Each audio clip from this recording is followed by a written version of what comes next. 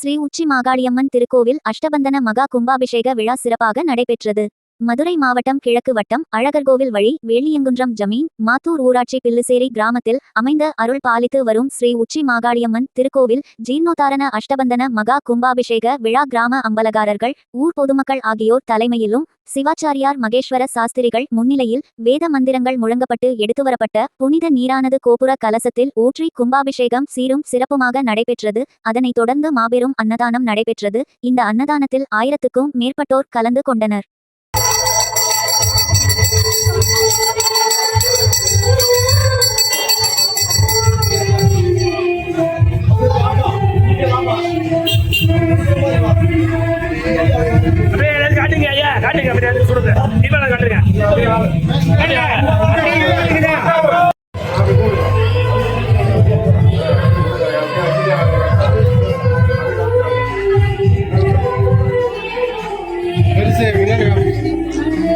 Our live விட்டுறாருங்க.